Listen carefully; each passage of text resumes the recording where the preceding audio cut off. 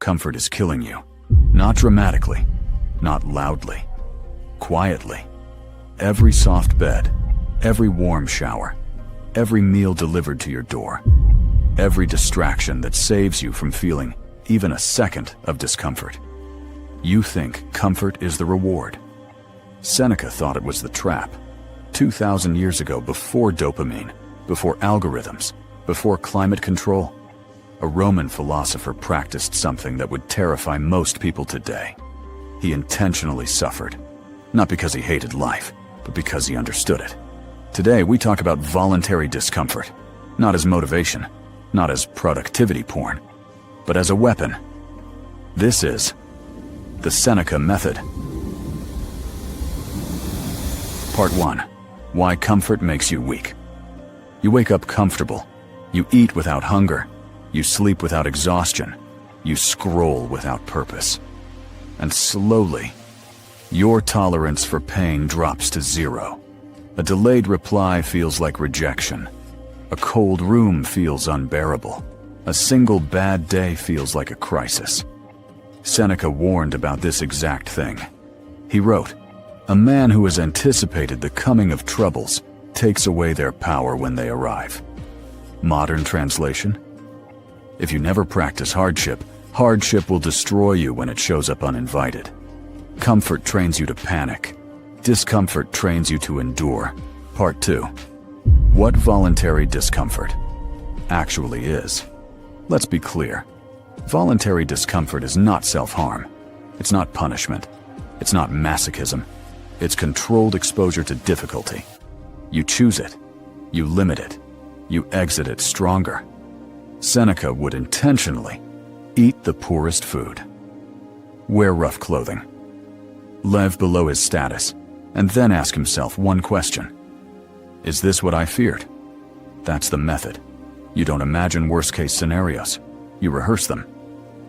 Part 3. The psychological effect. Your mind lies to you. It exaggerates pain. It inflates fear. It turns inconvenience into catastrophe. Voluntary discomfort does one thing brutally well. It exposes the lie. When you sleep on the floor and survive, your fear of losing everything shrinks. When you fast and remain functional, your anxiety around hunger dissolves. When you take cold showers and don't die, your nervous system recalibrates. You stop asking, "What if this hurts?" and start realizing, "It already did, and I'm fine." Fear feeds on the unknown. Discomfort destroys the unknown. Part 4. The first rule of the Seneca method. Seneca's first rule is simple. Practice poverty while you are rich, not permanently, not dramatically, briefly, intentionally. Why? Because wealth creates fragility. The more you rely on comfort, the more terrified you become of losing it. Voluntary discomfort removes that fear. When you know you can survive with less, no one can threaten you with loss. That's real freedom. Part 5. Practical applications. Let's make this real. Here are modern ways to practice voluntary discomfort without becoming a monk or a lunatic. 1.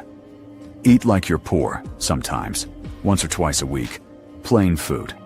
Simple meals. No flavor-chasing rice, eggs, bread, water. Not because you have to, but because you can. You learn 2 things. 1. You don't need pleasure to function. 2. Gratitude returns when comfort comes back. Luxury tastes better after restraint. 2. Sleep without comfort. Occasionally, no pillow, hard surface. Minimal bedding, just one night. Your body adapts faster than your excuses, and you learn something dangerous. You are more resilient than you think. 3. Cold exposure. Cold showers. Cold mornings. No warming up immediately. The point isn't toughness, it's command. You step into discomfort on purpose. That trains your nervous system to obey you, not the other way around. 4. Walk when you could ride. Walk longer. Carry weight. Choose effort. Modern life removes friction. Voluntary discomfort puts it back.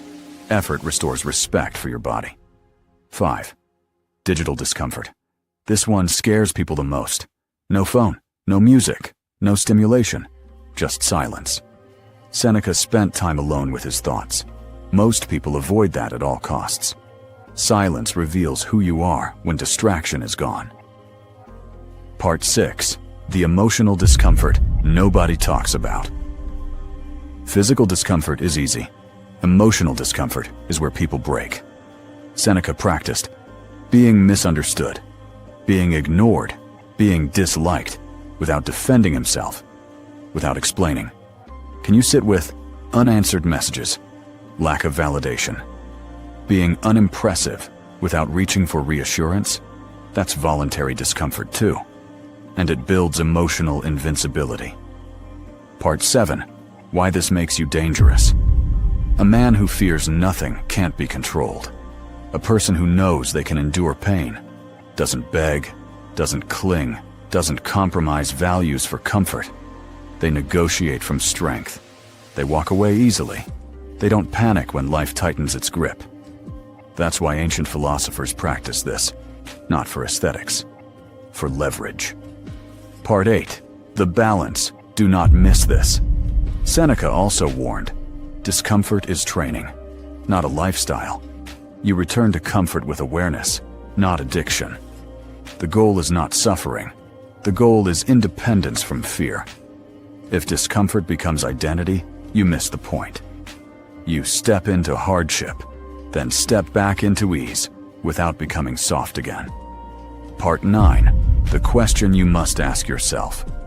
Seneca ended his practice with reflection. After each period of voluntary discomfort, ask, did I survive? Did I suffer as much as I feared? What am I actually afraid of?